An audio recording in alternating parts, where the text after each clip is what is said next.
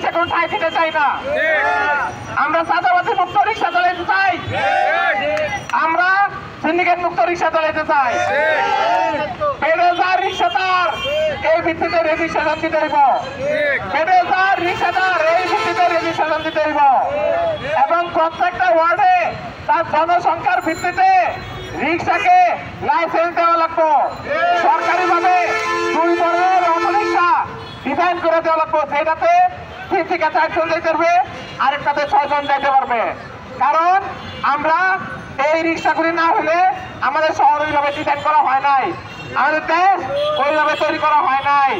মানুষজন আজকে প্রতিবন্ধী মানুষরা, বয়স্ক মানুষরা, গর্ভবতী নারীরা, অসুস্থ মানুষরা তারা কেমনে চলবে? তার কি উবার চলতে পারে? প্রতিদিন সিএনজি চলতে পারবে? আমি আজকে এই রামপুরা থেকে সিএনজিতে এলে লাগে 300 টাকা, উবার এলে লাগে 500 টাকা, রিক্সা এলে লাগে 100 টাকা। বলেন কোনটা সাশ্রয়? আজকে সেই রাস্তাতে প্রাইভেট কার চাইতে দেয়, সেই রাস্তাতে রিক্সা চাইতে দেয় না। পয়সা পাচ্ছে এই দেশকে আমরা টাকা ওদের জন্য স্বাধীন করছি। এই দেশে টাকা ওদের যেমন সমান মর্যাদা, আমারও এমন সমান মর্যাদা টাকা লাগবো। আজকে রাস্তায় যদি কাইটটা খালি হিলুপ করে দেয়, রাস্তায় কোনো যানজট হয় না। এই আজকে রাস্তায় হিলুপ না কইরা সিগন্যাল কৃত্রিম ভাবে যানজট তৈরি করা নতুন নতুন ব্যবসা ধান্দা করে, আর আমরা গরিব মানুষরা না খায় পড়ে। আমরা ওই দেশ চাই না সেখানে সিন্ডিকেট বাসরা ধান্দাবাজরা শুধু প্রজেক্টের নামে প্রজেক্ট আনবে, আর আমরা রিক্সা শ্রমিকরা সাধারণ মানুষরা না খাইয়া ঘরের থেকে না বাইরে নিঃশেষ হইয়া পরিবার পরিজন নিয়ে আত্মহত্যা করতে হইব। আমরা ওই দেশ চাই না। আমরা বলতেছি প্রতিবন্ধী মানুষদেরকে ওই প্রত্যেকটা ওয়ার্ডে যে রিক্সা লাইসেন্স দিবে তার কম পক্ষে 10% লাইসেন্স প্রতিবন্ধী রিক্সা শ্রমিকদের দিতে হবে।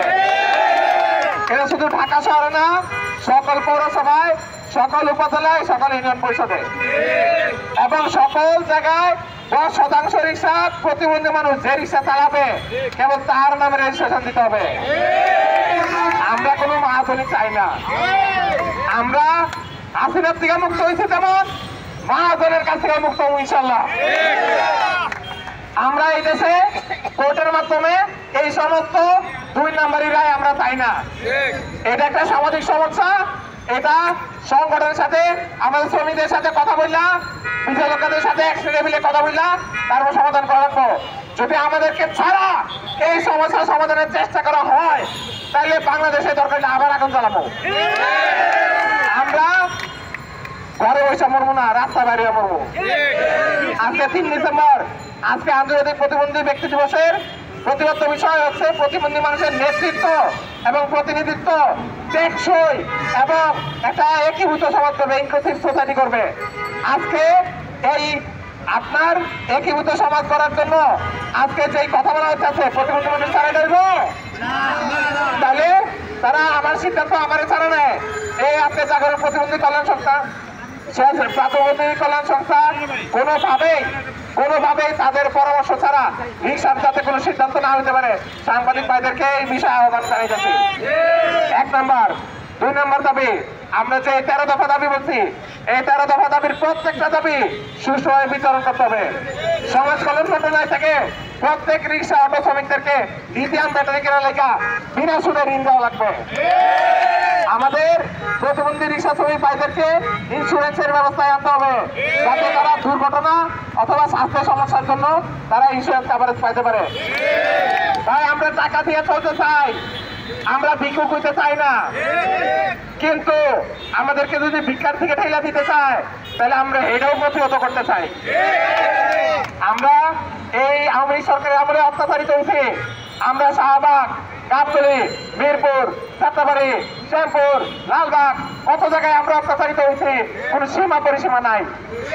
কিন্তু আজকে এই সরকার পরিবর্তন হয়েছে, কিন্তু অত্যাচার পরিবর্তন হয় নাই। আজকে এই প্রতিবন্ধী মানুষের যারা অত্যাচার করে তাদেরকে ফেলে দিতে চাই। আজকে একটা দুর্ঘটনা কিন্তু আপনার জীবনে আমাদের মতোই পরিণতি নিয়ে আসতে পারে। খবরদার, আপনারা মনে রাখবেন, আমরা আপনাদের ভাই, আমরা এই রাষ্ট্রের নাগরিক। আমাদের প্রতি লাঠি হাত পা ছোড়ার আগে 10 বার ভাবুন। আমাদেরকে যে সংবিধানে আমার মৌলিক অধিকারগুলি দেওয়া হয়েছে সেগুলি আজকে সংবিধান সংস্কার করতেছে, সরকার সংবিধান সংস্কার করতেছে। আজকে বড় বড়গুলি আমাদের